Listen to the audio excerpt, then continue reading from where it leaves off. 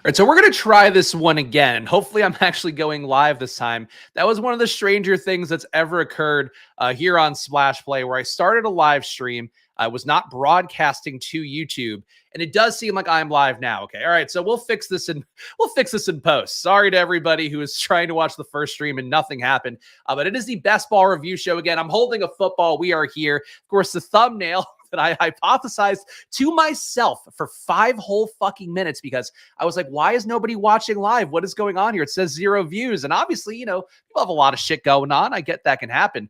But I didn't think we were going to have no viewers. Okay, we're okay. We got Charlie here. We got Legalize It. We're good to go. All right, best ball review week 10. Thank God. Thank God. That was one of the stranger experiences I've ever had here. Of course, this is not my first rodeo. I've streamed many a time, but here we are. We are to talk about best ball today, and I already gave this whole spiel, and now I guess I have to do it all over again. So the guy that I'm curious about, again, this started my thought process earlier today. I'm going to pull up the window here. I'm flustered now. This really threw me off my game. So a guy, of course, that, goes down for the year, always going to be somebody we're going to look at. Is this guy a bad pick? Even Anthony Richardson, a guy that for me, I think, certainly near and dear to my heart, had a few good games, but him being out for a year, is he a bad pick given how much he was invested in? I think that's the question you can ask. And I was kind of then running through my head, like, who is actually the worst pick so far in fantasy football, where we finished 9 weeks. We're heading into week 10. We've got enough of a sample size to actually point some fingers and get mad at some guys about what they're doing. And I think Daniel Jones jumped to mind to me as one, for a couple of reasons. Number one, a lot of sharp drafters use Daniel Jones as a guy where, oh shit, my draft's gone away from me. I've gotten sniped in all these players. Let me get a late giant stack with Daniel Jones. That was something that made a lot of people feel comfortable, that people I know deployed as a strategy throughout the offseason. So in that respect, Daniel Jones is probably one of the worst picks in a draft just because of what he did to your team. But that said, you go to Daniel Jones, and I know we're only going to remember the bad side because that is always how it goes in fantasy football. Daniel Jones in week 2 did have a 31-point game. So he actually gave you something usable, gave you a spike week. Certainly something where I've had the thesis in the past, and it might not actually be true. But if a guy gives you at least one big upside game throughout the course of a year, he's probably paid off his ADP relatively, or paid off his value, as long as you have other parts of your lineup that can get you to survive the rest of the season. So I actually don't think Daniel Jones would be the worst pick in the draft. And I am curious. I'm glad we finally have a chat here and that the stream is actually working, because I'm curious who you guys would say would be the worst pick. Because a guy that jumped out to me that I think has to be the worst pick relative to ADP, relative to what he's done to the teams that I have, relative to what he's done in terms of missing opportunity, I think we know where I'm going if I'm pulling up wide receivers. I think it's Christian Watson. I think Christian Watson was the worst pick of 2023 so far, which pains me because I really thought this is going to be the breakout year for him. Matt LaFleur having something to prove after losing Aaron Rodgers. Christian Watson having huge upside last year. And again, multi-touchdown games, all the stuff you look for in a first-year guy. And a first-year guy coming from North Dakota, like coming from a nowhere school to do what he did last year. Really thought the jump from year 1 to year 2 would be strong. And here he's given us, a couple 10-point-ish games in week 4 and week 5. Obviously, had the hamstring injury as well, which we did know about during draft season. Ends up missing the first 3 weeks of the year. Has a bye week. Since then, has not put up over 5 fantasy points and half-point PPR. Now he's hurt again, apparently. And it sucks because I think he's actually had some bad luck. Like, he's probably had, I would guess, 5-ish, like 50-plus throw yards that have not converted to a touchdown, whether it be because the pass is a little bit inaccurate, whether it be because Watson didn't catch it, whether because Watson's being double covered on it. But he's had the opportunities too, so it drives me nuts. But I do think that, again, blame's going to be placed on a lot of Daniel Jones teams. They're not going to look good. So many guys have gone down this year where, you could talk about guys like Kirk Cousins, guys like Daniel Jones, guys like AR, of course, in that range. Even, Deshaun Watson, who got back on the field this week, we all would have been better off drafting Joshua Dobbs, which I think is a really fucked up part of that picture. But I just don't know how you ignore how bad Christian Watson has been. And to me, it's one of those things too, where I don't know what the factors are. I don't know what I would avoid and do differently here. I guess you could say that there's more weapons around him, that he would have to be an actual superstar player to pay off his ADP and to make the leaps that he had to make. And it does seem like he's not a superstar player who's a big time target earner. But it does seem like for Christian Watson, I don't know what I would do differently about it besides just being a little more averse, I guess, to just the price tag of him.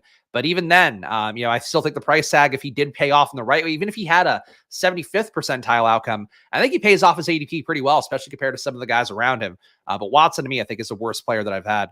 Ross is one of those morons drafting Daniel Jones, but I always paired him with an elite QB, like 2 other guys like Howell, Purdy, and Stroud. So there you go. I mean, Stroud's certainly going to pay himself off.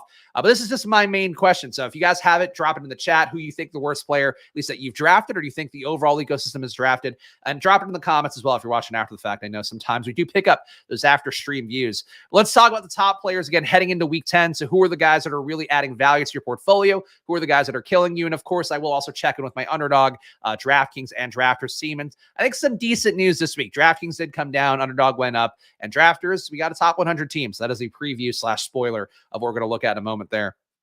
Top QBs on the year. Josh Allen hanging at number 1, has not had his bye week yet, so obviously that'll knock him down a little bit. Same thing for Jalen Hurts as well. But these guys clearly in a tier all to their own. Obviously, 2 elite QBs. The thesis of elite QBs is always going to be that they crush during the regular season, and we get to the playoffs, then you have a little bit more volatility in what they're going to do. And obviously, they can give you the huge upside, but also you can see them outscored by guys like Sam Howell, guys like Purdy, guys like Stroud that Ross just mentioned. Certainly a lot of ways where CJ Stroud put up 40 fantasy points this past week. There are guys out there who have a ceiling that are not elite QB. So I think right now, if you drafted an Allen, drafted a Hurts, even drafted a Mahomes, who's coming in at number 5 overall, I think these guys have paid off what you expected of them. But I think your strategy was still one that was a little more close to the vest, a little more safe.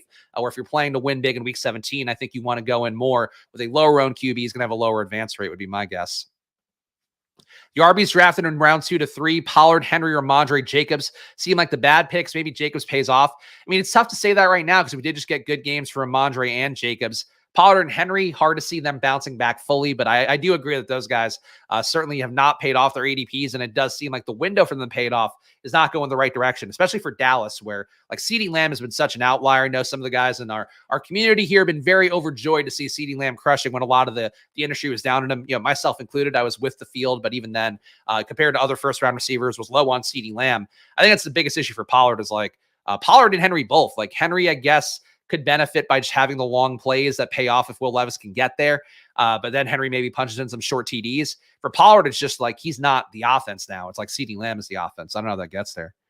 BKS Collection saying, good morning. Listening to you and Pete all summer got me a crazy advance rate and 5th on the BBM4 leaderboard. Thanks for your streams. That is awesome to hear, man. We will look at the leaderboard in a moment, but we'll look it up here. B Sandark doing well. Shout out to BKS Collections. Always glad to hear that. And again, I always say it, if I don't take something down, I hope you guys do so. I have no chance to win a regular season prize, BKS, so I really do hope you win the regular season prize for yourself. Ramondre at 19% is probably my worst pick at ADP.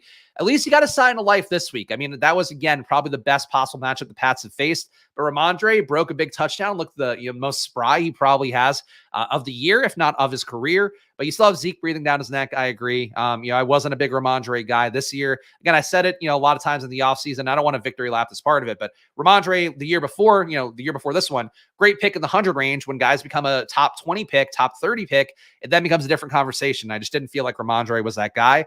But again, maybe there's some signs of life here down the home stretch. A Patriots team that needs something to get going for them. And Ramondre has the ability to offer some opportunity in the pass game as well as break those big plays. He's not quite Breece Hall in that capacity, but still a guy.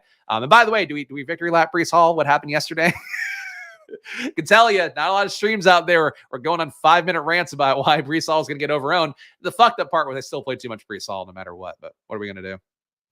All right, we're live now. Glad to hear it. All right, other interesting players here amongst the top 10. Tyreek at number 3, Christian McCaffrey number 4, Patrick Mahomes number 5, Lamar number 6. So elite QBs coming in well, and obviously Tyreek and Christian McCaffrey on a tier of their own. There's no way to get Tyreek Hill and Christian McCaffrey in a draft together, barring something really strange, I guess, that might have gotten thrown out. So these two guys obviously going to be elite advance rate guys, but ones that do come with a risk though. McCaffrey, I have to point out, him holding in this at this 4th spot despite having a bye week. Obviously Tyreek's, I think, bye is coming up this week. That is something for McCaffrey where you have to give him credit for what he's done. That said, he was drafted like a guy who should be doing this, so we shouldn't be surprised that he is where he is. 10 points is still usable in best ball for Breece. Yes, but it was not usable as a 66% owned play yesterday on the showdown, but that's neither here nor there. I think Breece will have okay weeks. I think it's just tough to expect him to have the upside and potential with just what defenses can do because of Zach Wilson playing QB. I think if Josh Dobbs were the QB, I know this has become a popular social media take, but if Josh Dobbs were the Jets QB, even if like Jameis Winston were the Jets QB, just what you have to do to prepare differently for those guys where Dobbs can run. Dobbs is going to have an efficient offense. Jameis is going to throw it deep with to actually create some room underneath. Like Breece would probably have, the kind of days you guys were looking for, but I think the Zach Wilson starting thing, bless Breece Hall for breaking the 50-yard touchdowns and all that, but you just can't expect that every game, which is what I was saying yesterday. AJ Brown at number 8 is a big win for where he got drafted at the end of the first round. There is a chance that there could be some Tyreek and AJ Brown teams out there. I know we can find that. Let's look that up. What does that say? bbmdb.com, which again does sound very pornographic. This is the BBM database roster combos. Let's see if there's any Brown Tyreek teams. If Tyreek slid and AJ Brown slid, you could maybe have a few. You have 4 teams with AJ Brown and Tyreek. All right, so not that many for sure. All right. Also, a fun fact here while we're talking about bad picks, I thought this was a fun thing that I saw on this site. So, man, we talked about the Christian Watson, Justin Jefferson duo, which I thought was very live and still I do think is live for week 17, especially if the Vikings continue to win. I believe, yes, it is me and Pecan who have the most Christian Watson and Justin Jefferson combined teams in Best Ball Mania 4. So if one of these teams somehow advances despite having Jefferson out on IR, looks like he's going to miss this week as well, Watson being bad this year, and they go off in week 17, that'll be great if I somehow advance those teams. I think what's more likely is that if they go off in week 17, I will be like, are you fucking kidding me? And I will be in a tough state of mind. Roddles will be back week 12/13. Tough, man. I know he's throwing the football, putting on the performative thing. If he comes back by that range, like he needs to be drug tested immediately. Like he must have been doing some blood doping, some blood spinning, which I think you should be allowed to do. Rey Mysterio, the pro wrestler, has had like his blood spun in his knee a bunch and has extended his career and kept him, being mobile like he has to be as a little guy. Like he's been doing this, I think he's like 45, 46. So like if Aaron Rodgers did that, great. But like if he comes back, like there's something a miss there. I don't think it's just that he wasn't vaccinated. Maybe I should have taken 47% AR. The play was right, just unfortunate. Yeah, I mean, I'm at the same boat with you, 25% AR. And that was again me, ignoring some of the stuff I thought about exposures and all of that. But for AR, it's one of those things where we still got a few good weeks. I think that inherently to me would make him not in the play to be one of the worst picks of the draft. Like this, we'll always have the good times. We'll always have these 3 great games, and then next year he's going to be a top. I don't even know, top 48 pick, and it's going to be incredibly uncomfortable to take him there. And I'll do it again. God damn it. I'll do it again next year. Anybody else who stands out amongst these top players? Raheem Mostert hanging in the top 10. Obviously, he's going to be paired a lot with Tyreek, probably going to be paired a lot can naturally end up with AJ Brown quite a bit. Herbert, hanging in there. Stroud, I think, absolutely can pass Herbert. One thing that jumped out with Houston this past week, which you probably might have seen on social media, but if you didn't, first week they were above expectation in terms of their pass rate. So that is a good sign for CJ Stroud, both the trust in him, as well as the fact that that can lead to more upside games to come. So just a sign that they're moving away from the kind of let's force it down their gut. That's not been working with Dameon Pierce and definitely not working with Singletary. Stroud can have this upside again. Obviously, the matchup against the Bucs probably a little better than a lot of ones he'll face throughout the course of a year. Cousins, Dobbs, Cousins again gone for the year. ATN has a bye week, so thankfully we are saved from him for 1 week. We'll be back out there this week in a decent matchup as well.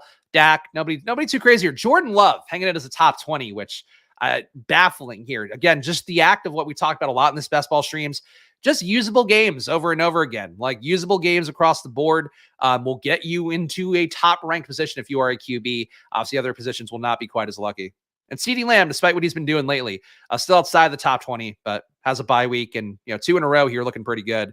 I still think Lamb's going to have some more downsides to come just because of this Dallas offense, but hard to ignore what he's been doing. QBs, probably can skip through this pretty fast. Josh Allen, Jalen Hurts, Patrick Mahomes, Lamar Jackson, Tua, Sam Howell, Justin Herbert, CJ Stroud, Kirk Cousins, Josh Dobbs. That is your top 10. Dobbs, 2 straight 25-point games. I mean, he is a guy that I have to assume, again, probably not drafted at all, really. Because even a guy who is taking not Kyler Murray, I took Clayton Tune 1 or 2 times. I did not take Josh Dobbs. 3 entries for Josh Dobbs. So Josh Dobbs will not be a factor in BBM, it would look like. That said, Josh Dobbs playing better than most QBs. You're talking 1, 2, 3, 4 weeks above 23 fantasy points. That is absolutely nuts for Josh Dobbs. Got 8% Dobbs. Oh, I guess on DraftKings. All right, Ross, kudos to him then. C. Watt, big bust. Just checking in, had to say it. He is a big bust, unfortunately. I think that he could still give us one usable game, but like if he's hurt again, if he misses another week, I just like don't know how he can get there. You can't keep getting knocked out of games. It's just the usage is not that bad. Like he's still getting air yards, still getting the deep shots, and again, literally had a touchdown in his lap on Sunday. But I agree. Like Watson is a big bust, and hopefully this negative reinforcement will help him get his act together. Anybody else noteworthy? Jared Goff, I know, hurt a lot of my DraftKings teams not having him in there this week. The Detroit stack overall has been driving a lot of my success on there, I realized. Jordan Love, again, QB pretty flat. Trevor Lawrence at QB 17. Obviously, he has had his bye week this past week. And again, steady performances will get you there. But like the fact that he is outwardly like 100 times out of 100, you will take this Josh Dobbs run out over what Trevor Lawrence has done. I think that Trevor Lawrence, you can make a case. I know Christian Watson, again, he's my guy. He's terrible. I'll take the lumps on that. For all you people out there, and I heard from you a lot in the offseason, Trevor Lawrence might be the worst pick in the draft. Like, and he's not killing you, so like I don't think he actually is. But in terms of what Trevor Lawrence drafters wanted him to be, where they thought he could be Joe Burrow, they thought he could be Josh Allen, they thought he could be all these tremendous things. They thought he could be Patrick Mahomes, and he is instead not even Josh Dobbs. He's not even Baker Mayfield. Like that run up for Trevor Lawrence, it makes me a little bit happy because I wasn't the biggest Trevor Lawrence guy unless he fell to pick 80. And I think that take, can certainly fall apart in the back half of the season. But I think we're seeing what happens a lot with Doug Peterson teams where they start out a lot of efficacy, a lot of success, and then it slowly kind of comes down until the team doesn't want Doug Peterson there anymore. And I kind of wonder if that's what we're seeing from the Jacksonville offense, but what are you going to do? Especially if you got second round Ridley with him. That is true. Second round Ridley, also an absolute albatross. Let's look at the top scorers at running back here. I'm just too excited to finally be streaming to you guys. I'm taking too long in these positions when you got to get to my sweet, sweet portfolio. But I got to tell you, man, that 5 minutes doing another stream with nobody in the chat, I was like, what the fuck, man? I know the best ball views review shows don't do as well as some of the showdown and whatever, but God, just nobody to talk to. Really, really bummed me out. So I'm glad to have you guys here. Welcome to the Splash Play community if you are new. Christian McCaffrey at number 1, Raheem Mostert at number 2. This is standard scoring. Let's get half-point PPR going. McCaffrey, Mostert, ATN hanging in at number 3 despite a bye week. Good sign for him. McCaffrey, same thing. Bye week still at number 1. Zach Moss at number 4. Zach Moss hanging in, but this is the sign here. Under 3 fantasy points, not great. Obviously, he's had some low weeks, but Jonathan Taylor back in the mix. Jonathan Taylor looking like the best version of himself. That's what's going to hurt Zach Moss. So if you drafted Zach Moss, kudos to you. You did a lot better than Deion Jackson drafters who were cramming him in everywhere down the home stretch where it looked like Jonathan Taylor might get traded or might not play. But Moss, I think the fact that you got 1-2 really good games and then a bunch of usable games to mix in at running back, you got your Zach Moss fill already, and now hopefully you have other guys to fill in for him. I personally enjoy the Ross Rating Tuesday show. I appreciate that, Ross. I know, the people who've been with us all summer do. I think it's just tough to to talk about best ball after the season. Obviously, I'm glad that I enjoy it, and I'm glad you guys do. But it's certainly, limited appeal, which I understand. I don't care. This is a hipster fantasy football show, if anything. I'm not trying to, if I wanted to really get the views, I'd be doing waiver wires and Q&As. Instead, I just am mean to people. And just do all this shit. Josh Jacobs at number 5. He's on the way up for sure. Antonio Pierce again. What do we talk about here? Defensive coordinators who become a head coach / defensive players who become a head coach. They love to run the ball. They love to trust their defense. So I do think Josh Jacobs is going to be hanging into this spot pretty well. DeAndre Swift looking okay here. Derrick Henry, despite all the flaws, still a top 10 running back on the year. Better than Tony Pollard right now. Kenneth Walker going the wrong way. Kenneth Walker outsnapped by Zach Charbonnet. I really thought Walker could hang in with the usage he got earlier this year, the improvements he showed. But the issue that we're running into now is Zach Charbonnet unequivocally still a good running back. A good running back at all the things that get you on the field. The bad news is that he's not getting touches when he does all those things, the pass protection, running good routes, all that stuff. Play action, good guy in play action as well. But Kenneth Walker is getting the actual touches of value. So it is right now, not a great backfield, but we'll see. Obviously, that Baltimore game is not a good game script as well for Seattle. Brian Robinson, top 10. So here's your 0 RB portfolio. Robinson, Gus, Zach Moss, Raheem Mostert, those guys alone could have made you a 0 RB winner this year. Obviously, Mostert has been coming down a little bit, had the nice game on Sunday in Frankfurt, but with Devon A. Chan back in the mix, got to think Mostert going to come back down to earth a little bit further. Fortunately, took Evan Hull over Moss. Evan Hull had a tough scene as well. I think he still would have ended up behind Moss on the depth chart, but obviously the knee injury, he would have had a chance to pass Deion Jackson and maybe earn himself a role, but he probably would have, best case scenario, I think, been tied with Zach Moss behind Taylor at some point. But again, maybe if Hull were great, maybe they would have been more inclined to trade Taylor, not extend him. I don't know. T-Law Ridley has killed him this year. Second most drafted stack after Fields more. At least Fields will get back out there at some point. There's a chance he could play on Thursday. Seems like a decent probability that he will play. So you have some hope there. But yeah, Trevor Lawrence, at least he's still healthy. You got that going for him. It's just they need to get into shootouts or they need something here. Their defense is a little bit too good and they're not pushing the offense to the limit at all. And that's a bad scene for Trevor Lawrence. RB and QB have just been a disaster this year. That is true, which, again, is why I think benefiting from just the disaster was the right move. It's just, unfortunately, you have to get the right guys. And even a guy like David Montgomery coming back this week, but him being out a few weeks probably hurt your portfolio a little bit. And you probably had to have some of these other zero RB guys. So at the end of the day in best ball, nobody really wins. It's just a war of attrition. And then even the guys who crushed, like Josh Jacobs, huge advance rate last year.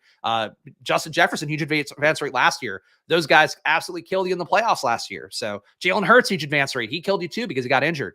So there's still a lot left to come, but obviously there's been a lot of run bad as well. And I can speak that as much as anybody, given my Anthony Richardson jersey right here, always by my side. Kyron Williams at number 11, despite not playing for 3 weeks, I think also speaks to the running back position. One more week on IR. Hopefully he can get back out there. Pacheco, mid-game after mid-game here down the stretch after it looked like he was finally earning himself a role. Loses a pass game touchdown to McKinnon this week, which is always going to happen when it's third and long, but Pacheco has been getting more goal line pass work.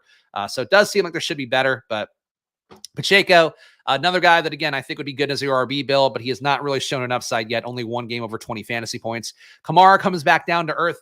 I don't know what happened with Kamara. I actually need to look into this a little bit more if anybody's reported on it, but he wasn't out there for the first 2 drives, if not at least the first drive, and it was not really used until there was a change in the game script and it got deeper into the second quarter. So if Kamara, I don't know what the deal is, given that, again, the reason that Kamara has been a good play is they've been feeding him 25 touches a game, including 10 in the pass game. If he's not going to have that outlay, he's a much different player. So he's probably going to fall in the Spags rankings tomorrow. But for Kamara, if he's not getting the workload, he's not the same play. And that's true of a lot of guys, but especially true of guys like Kamara, Saquon, tough scene. You needed 7 RBs on your 20-man rosters this year. That is absolutely true. You needed 7 RBs on your 18-round rosters as well. 7 RBs for 0 RB. That is, I agree fully. Next year, I mentioned it before, I was more of a 6 RB draft this year. Sometimes I go to 7. Next year, I think I'll absolutely be going more to 7 running backs. I think even with the hero RB, just you want more guys who can just help you buttress that position because it's more and more like tight ends every year. And you have 2 running back positions plus a flex. For tight ends, you draft 3 tight ends. So I think kind of the math does make sense as well to try to push a little bit more towards 7 running backs than 6. But 6 is still fine. Just got to get the right 6. Achane hanging in at the top 20 despite missing 4 weeks. Again, he's on bye this week, so hopefully we will see him in week 11. Achane will hopefully help a lot of our teams out there. I know mine especially. I'll be greatly helped by having Achane back in the mix, but he's the hero we've all been looking for, and we'll see. Hopefully he comes back. Has same effectiveness. He does seem like he's moving pretty well based on the videos I've seen on social media. James Cook, just a tough scene. Fournette not active that last game. I really don't know that Fournette's a big upgrade. It does seem like this offense just doesn't want to run the ball as much, which is a good thing for Josh Allen drafters and also the Diggses of the world who should have some better weeks. Gabe Davis should have better weeks. Kincaid, who continues to crush. But Cook, I think, going the wrong way in terms of usage, in terms of what they're signaling by bringing in a guy like Fournette. Damian Harris is going to be on IR for a few more weeks, but we'll see. It does feel like that is a three-back backfield, and Latavius Murray taking enough high leverage snaps that I think Cook it's tough to expect him to ever break 20 points at this point because he hasn't done it yet. Ramondre going the right direction. Tony Pollard wrong way, not over 15 points in the last 6 weeks. Jesus. Pretty tough scene for Tony Pollard. Again, I do think that if you believe that CeeDee Lamb comes back down to earth, Pollard can get there in the future. For right now, though, Pollard, the red zone work is getting worse. The overall opportunity is getting worse. You're seeing Rico Dowdle take some high leverage situations away from him. Not great signs for Tony Pollard, and he also just hasn't been the same guy basically since the back half of last year, but nobody cared about that part when I mentioned it. Any tools to find optimal position pairings, i.e. Kmet and Laporta complementing each other? Not that I'm aware of. Yeah, I think you'd have to like manually go through the Fantasy Life tool or one of the Spike Week tools.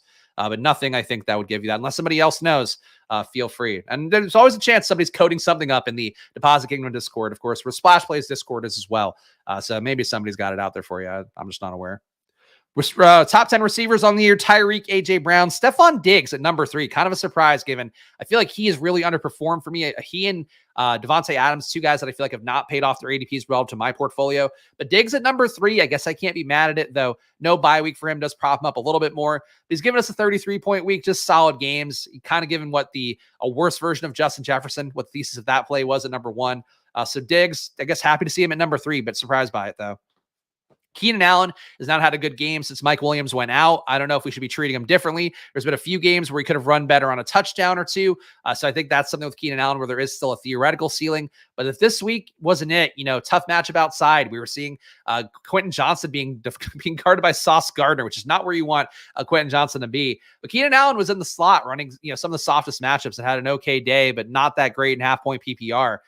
Feels like the touchdown run bad for him has been extra bad. So I think he can hang on to the spot, but he needs to score a little bit more. And it's not been the case. Eckler being back in probably doesn't help that either. CeeDee Lamb still at number 5. Again, 2 great games in a row. We'll see if he regresses back to this at some point. Mike McCarthy did have kind of a snarky quote this week about Dak Prescott giving CeeDee Lamb the ball too much, and how they maybe should try to feed guys like Brandon Cooks a little bit more. So we'll see what that means moving forward. But I don't know why you wouldn't feed CeeDee Lamb, given that he's been the most efficient wide receiver in football. The issue with him is just always that he's not getting 10, 15 targets a game. But if he's going to have, upside and continue to be this efficient, he's a great play. But obviously, Dallas's offense, I think, gives you some cause for concern. Puka Nacua hanging at number 6, steal the draft potential still for him, even though 2 bad weeks in a row. You don't love to see that if you've been really relying on Puka to advance you. Jamar Chase, tough week for him. Could add 2 touchdowns in that game that he did not convert. Back issue coming up for Jamar Chase as well. We will see how he can handle that. He played after it in the game, so hopefully he'll be okay. But Chris Collinsworth in that game did say, when he took the hit, well, that's the kind of one that you'll wake up tomorrow and not be able to get out of bed. So see how Jamar Chase does moving forward. One positive sign for Jamar Chase as well: Cincinnati went one of the highest pass rates over expectation team in the league. So that should bode well for Chase and also for T. Higgins coming back to life a little bit more. DJ Moore at number 8, Adam Thielen, 2 bad games in a row. If I were reading the signal a little bit, Thomas Brown moving to pass game calling has not been great for Adam Thielen overall. But there's really still nobody taking meaningful touches away. DJ Chark got a touchdown. Tommy Tremble gets the occasional look. The pass game with Chuba Hubbard and I guess Miles Sanders to some extent looking a little bit more involved. But Thielen just not seeing that upside for 2 weeks out of some cause for concern that shift has somehow made him a less valuable play. Jordan Addison at top 10 kind of surprises me, though. With Amon-Ra having a bye week and missing a game, does make sense. Addison's been pretty solid overall. Pittman, yeah, nothing too crazy. Pittman at number 12. I'll take that. Evans at number 13. Nico's come back down to earth. Nico going to have some good spike week games. You got to think moving forward. But Tank Dell definitely taking enough work away. And Dalton Schultz, his connection with CJ Stroud getting stronger. I think that's why Nico hasn't been there quite as well. If the Rams don't start winning, it may be Jover for both Puka and Kupp. Yeah, if they have to keep starting Brett Rippon, it's going to be really tough. Rippon did not look good out there. Obviously, was not the greatest matchup in the world, but still one where you'd expect some production to be able to happen. I agree that if Stafford can't get back out there, which was part of why I was low on the Rams. I still took Kupp, but didn't take much Stafford because I really did worry that his back was just going to be bad. It was an issue for him all offseason. And I don't think his back is actually the issue right now, but it's just accumulation of when you're that age and you take as many sacks as Stafford has. It does come with a risk profile there. And also, frankly, the Rams were kind of getting figured out a little. So 2 bad things running against them where they came out really hot with that offense. I think once they put more film out there, teams figured out how to stop it. And then Stafford gets hurt too. So you're getting 2 of the worst kind of outs for sure. Shout out Tyler here. Shout out the Squirt Squad. I have a special thing for the Squirt Squad coming up at the end of the video. So we're going to now thank you guys at the end of every video. It's going to be my way to give back and also to get some of you guys on the hook to join the Splash Play community here. Join the Squirt Squad by hitting that join button down below for $4.99 a month. Of course, you get the custom emojis, get the badge next to your name. You get my data on Saturdays as well, all the data that I look at and compile into one beautiful place. And also, you can now get credits at the end of the video. So what else? What else can I do? Let's look at tight ends real fast, and we'll go to my portfolio. Tight ends, half-point PPR, Travis Kelce, still number 1 by a pretty good margin. Mark Andrews, TJ Hockenson, same 1, 2, 3 we expect. Laporta hangs on at number 4 despite having a bye week and some tight ends going off. So that is a good sign for Sam Laporta. Laporta just never killing you with the floor. The ceiling is also there pretty well for him. I would love to see him have more 20-point games. He's not had one yet. But we can't get greedy with Sam Laporta. He's a great play. Cole Kmet, Taysom Hill surging hardcore. Taysom Hill helped me out a lot on DraftKings and Drafters. There was a point in drafts where he became the only value tight end out there, and I was scooping him up. I was not a big Taysom Hill believer, and now I am. I think you could also point to Taysom Hill as a reason why Alvin Kamara has been suffering a little bit. But Taysom Hill, hell of a run for him, and hard to expect him to go back to like this level of usage again at this point, given how involved he's been. I expect him to be like more of a floor around here and a ceiling around here, and maybe even higher. Taysom's been crushing, so I think Taysom, one of the best tight end plays, unfortunately, of the year. George Kittle at number 7. We know the upside there. The fact that he's at number 7 with a bye week, I think, is not a bad sign for Kittle. Dalton Schultz, Dallas Goedert, Jonnu Smith, a big touchdown run for him this past week, falls on his ass in the tunnel. Thankfully, didn't hurt himself on that one, because sometimes it does happen when you're slipping on cleats. But Jonnu being top 10 and Kyle Pitts at number 15. I was not in on Kyle Pitts this year, but I feel tilted for those of you who were. Because this is fucking bullshit that Jonnu Smith is a top 10 tight end on the year. Evan Ingram finally got a red zone target the last game, then went on bye. He now falls outside of the top 10. And Jake Ferguson, quietly great usage. Cowboys passing more. CD Lamb, more touch and going his way. Should be a good thing for Ferguson. The thesis on him has been that he might be a more efficient but lower volume version of Dalton Schultz. And I think he's shown that so far. So Jake Ferguson, solid play. But tight end, I feel like pretty flat. Pretty flat once you get, honestly, even past here. Like Dalton Schultz just put up a 1.5 fantasy point game, so let's not crown him. I feel like anything past Taysom, you probably are not feeling that great about. Taysom doing everything pretty well. Carr isn't playing great, and the team is adjusted. I agree. I think that's been the Taysom out for sure. And it sucks because, like, you know, Taysom is now taken away from Derek Carr, like red zone pass attempts, which not what you want to see if you're playing Derek Carr in DFS for sure. But I also think too for DFS, like Taysom Hill is probably getting close to like you can't even play him range, because he's going to have like a $6K salary on him at some point on DraftKings. And I don't know what he is this week, but it's probably not getting good. Goddard in IR now too. Yes, Goddard broke his forearm, so that's a tough one too. Goddard was great last year, has not been quite as great this year. The usage has also been down with A.J. Brown ascending a little bit in the pecking order there. But Goddard definitely not going to be helpful. Taysom as a red zone QB is pretty smart so far. I agree it's smart, just not good for DFS. Like, it's just for Derek Carr. You're taking away 1-2 potential touchdowns from him. Like, you can't get there. And even if he's just taking away like the red zone draw kind of plays, him taking away actual red zone passes, like he took away a red zone touchdown to Juwan Johnson, like that's going to kill Derek Carr's upside. Not great.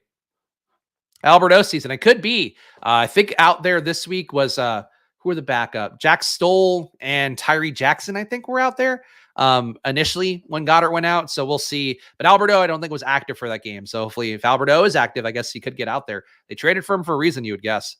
All right, let's go to my underdog portfolio. I think we've covered tight ends pretty well. Actually, real fast, look at Luke Musgrave. Where is he coming to?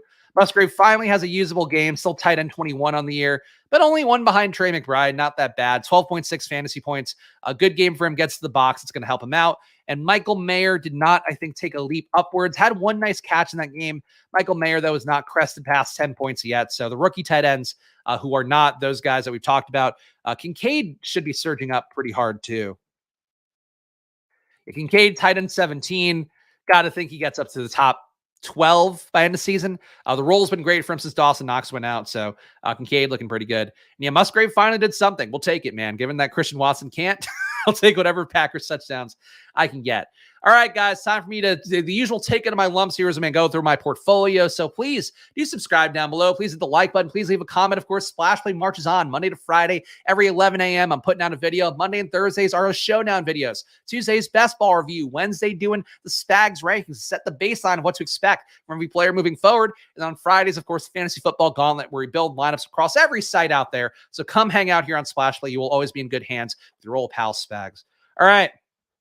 Let's look at my top team again. Top team, I believe, remains this one in the golden. Number one here. We're going to have a tough week with the Miami guys out, but my Tua stack, Saquon, shitty game. ATN out this week. Didn't matter. We were still in first place by 140 points to the gap, closing a little bit. But this week remains my best team. Again, this next 2-week stretch for this team is going to be pretty important, but it's the golden, so you just kind of need to get to the dance and have your team have the absolute nuts come week 17. And relative to that, I think we have enough weapons here with Miami stack, Mark Andrews, where we just need to get to the end of this one. But I feel okay about this team as my top scorer overall. But BBM, let's look at this real fast. or not real fast, whatever. We recovered. We recovered. And this is something we're actually, and I know it's not like a malicious intent thing, but it did bother me. I saw it on social media. So our pal Liam, of course, the winner of the BBM2, I guess that would be at this point, does a great YouTube channel as well. So check out his stuff. I know he does his own best ball review show, I think some point tonight. But he tweeted something where he was talking about like Pete's various like co-streamers and whatever and how they're doing better. And then put like, I was the guy who drafted most teams with Pete because of Splash Play. Of course, we were drafting our head-to-heads through most of the offseason. And then like he put our advance rates out there. And because like my advance rate last week was 11%, it's like I look like a fucking asshole. But it's also like then some guy was like, oh, I guess drafting against former Barstool employees is plus ZV. I was like, fuck you, man. First of all, I'm advancing more of the head-to-heads against Pete than Pete is, despite me advancing less teams. And second of all, it's fucking week 8. So I don't want my victory lapping, people jumping on my grave with my 11% advance rate, because this week we're back up to 15. We're back up to respectability, $550 in. So teams that are advancing right now, I know how it feels. My best team is in the poodle. Yeah, that was a rant ago already. But yeah, it feels dumb when your best team is in a tournament where the structure does not benefit you. You want your best teams in BBM. That's why for me next year, like I'm just going to draft BBM teams. I think I'm not going to do the bullshit. I know that's minus EV probably, but I just like, this is where my time should go. This is where my best draft should go. That's what it's going to be. My advance rate profile, though. So this is my best team right now, which actually is in the top 10,000 again. So we're moving in the right direction, despite guys like AR. Like, and if I'm going to give myself the cover, your pity, guys that are killing me right now. AR, obviously, 25% of him. Christian Watson has been terrible, 25+% of him. Another guy, the rookie running backs, not doing great for me. Those guys have been in the right situations, have not paid off. That's killing me right now, too. Somebody else is killing me really meaningfully, and I forget who it is. Oh, Elijah Mitchell not helping. That's neither here nor there. Point being, like, I have a lot of things that are hurting me right now. So just to be at 15% with these guys out, Justin Jefferson, I got double the field on Justin Jefferson for the most part, and he's been out. So I have the 101 and didn't get there. So I have a lot of things working against my portfolio. So for me to be at 15% is like a godsend. So I'm going to take that. My best team, though, and next year you draft all 150 against Pete. That's the issue is like, so first of all, obviously, Pete not getting paid by Football Outsiders, why we're not doing in-show or in-season shows this year. But next year, though, I have two things running against me where Pete wouldn't be getting paid by Football Outsiders. And also I'm crushed. Like I crushed his teams. He's only got 2 teams advancing out of all of our head-to-heads. So I think for Pete, I don't think we're going to get that one back next year, but it worked out for me, I guess. My top team, this is a head-to-head that I did against Pete. Lamar and Baker Mayfield. I took Baker Mayfield and it's working. Which again just speaks to stacking up anybody. Like if people hated Stroud undrafted in some drafts. You draft him with a stack, it could work out. Mayfield a stack could work out. But you do have to get that QB to actually play and hold on to the role. Etienne, Rashad White, Alvin Kamara, Tyler Algier, Roshan Johnson, Chuba Hubbard on this best team. Chuba, by the way, pretty big win for me amidst a lot of 0 RB duds so far this year. The Chase Browns of the world. Tyreek Hill, Chris Olave, Chris Godwin. Olave's got to have a better week at some point. That was a fucking money spot for him this past week, and he put up like 13 PPR points. So probably not the best play on Underdog either. Godwin, Evans, Odell. Yikes. Rondale Moore, DJ Charks. This is a rare Lamar where I did not get Mark Andrews, did not get Zay Flowers, but I do have Odell, whose usage remains high. Contract guy paying off. But now BKS here, just victory lap and everything. Someone just posted I have the highest advance rate in the tournament. Wow. I'm impressed, but also fuck you. As I'm victory lapping my 15%. I don't need that. Head-to-heads overall. So again, we are advancing. How many of 550? Oh, fuck. I think my phone always falls out of my pocket when I'm doing this show. All right, let's do the math here so we can find out what I'm advancing relative to everything. So I'm advancing 22 out of 150 teams. So out of my 22 advancing teams, 1, 2, 3, 4, 5, 6 are head-to-heads with Pete. So 25% plus of my teams are drafts that I did against Pete. So that's a fun note there. Again, I brought my A game there. Didn't want to get embarrassed by Pete. Other teams here, Spag Stacks teams. We got 1, 2, New England, a New England Spag Stacks advancing. What is this team? Derek Carr, Mac Jones, Tannehill. Oh no. Ramondre, James Cook, both the Cook boys. Achan, Miller, yike. Well, at least we'll get Achan back at some point. Diggs, Olave, Cooper, Evans, Burks. Oh boy. This is a tough team, but again, just depends on the pod luck, I guess. Spag Stacks teams, though, advancing. 1, 2, 3, 4, 4 Spag stacks. So 4 Spag stacks advancing, including my team, one of the very few in BBM with Clayton Tune on the roster, adding 0 points. But this team is okay. Rashad Penny got a touch this week, guys. He's live. He's going to come back in. AJ Brown, Metcalf, Judy, Marquise Brown, Quentin Johnston. Boy, if Quentin Johnston can't hit in that spot, get a tough matchup outside. Quentin Johnston, though, if he's not going to hit at this point with Josh Palmer on IR for another 3 weeks, Quentin Johnston is never going to hit. That's going to be pretty tough. Charlie here, line of scrimmage, of course, top 3 finisher last year in BBM. A top BBM team still from the Cowboys Spag stack. So splash play testimonials. Draft alongside me, and you too can profit. Many interesting teams here besides these. This weird head-to-head advancing. I don't know besides that. I don't think there are any where Pete and I are both advancing yet, though he's coming for me on this one here. Head-to-head. Yeah, Pete not advancing in that one. Yeah, so we are not currently advancing together anywhere yet. So people who said that the data would be low on that one, that the odds would be low on that one, they are correct. Here's your BBM top leaderboard. Ace Viper in number 1 with 1361. So that is a lot of points, and I am not anywhere fucking close to that one. We have our guy, of course, BKS in the chat. He's at number 5 right now, so shout out to him. Anybody else of note? I don't know. If you see your name on the screen, give yourself a round of applause. If you see my name on the screen coming up, give me a round of applause. Hey, number 8,235. Killing it. Again, no shot for me to win regular season prize. It's not the way I'm drafting anyway. There are some conversations out there that I think are pretty relevant. Like, you can draft for the regular season prize and still be live for week 17. But I think inherently, the type of teams that I'm drafting are spike week upside for week 17 teams. And inherently, I just don't think about it the same way. But on drafters, apparently I do. So we'll look at that in a moment. I got Justin Jefferson and Achane. Oh, wow. Good for him. So BKS might be very live getting Jefferson and Achane back. Best of the Eagles game was Penny's carries. Pulse detected. I agree. Just seeing Rashad Penny be alive out there, looking like a fat version of Boston Scott. I don't think he's actually fat, but he just looked like a big Boston Scott. So DK, 1377.80 on here. So that is a pretty good rollout for me. The math on this one, it is 5103 for an advancing entry. So here we go. 1377.8 divided by 5103. Advancing 27 teams right now out of 150. So that'd be an 18% advance rate. So we're above average on DraftKings, which is down from last week. I think we'll get back. I noticed a lot of my teams that were scoring lowly this week did not have Detroit stacks, have been very important to them. So that's a big part of that. But really for DraftKings, for me, getting Achane back is like the thing I need more than anything in the world. Like Christian Watson being good would help. I don't know, Pickens being good would help, but getting Achane back in is like my DraftKings teams are dying for that, like a fish out of water. My top team overall, though, here we go. 1,400 points on this DraftKings team. So on full point PPR, I'm a little bit ahead of the BBM leaders in half point PPR. So kudos to me. This team, though, did not have a great week. Tua, Jerome Ford, Miles Sanders, Cooper had a good week, but everybody else here kind of dudded. Devontae Smith, Tyreek Hill, Dalton Kincaid, Rashee Rice. But 1,400, I am up 120 points on our pal Feces, who has been, this was definitely a stream draft because I remember all these names fairly well. So top scoring team, can't be mad at that. Or a top scoring team, can't be mad at that. Other good teams here. Didn't even look at the bench on that one.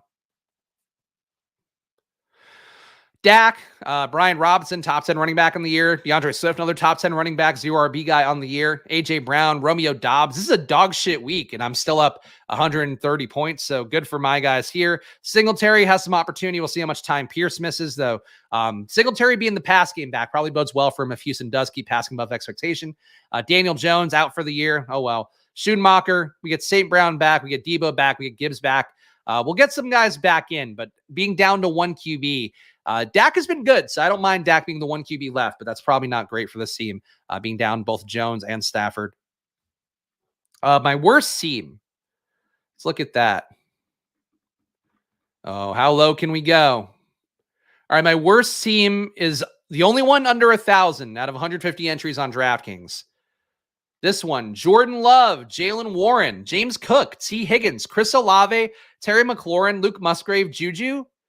I would have thought this team would be worse. Obviously, they haven't scored well to start the year. That's why we are in 10th place. We finished 6th this week. Maybe this team's on the upswing. I don't know. Mac Jones, Goddard, that's not great.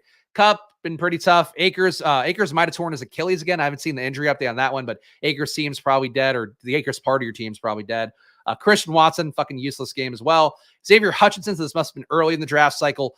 Michael Thomas, P. Ryan, Mitchell, Trey Lance, yeah, very early in the draft cycle.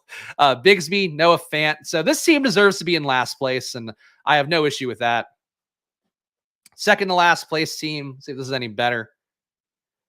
Oh, no. My Daniel Jones. Yikes. Cook, Wilson not paying off much. Diggs, Deontay Johnson.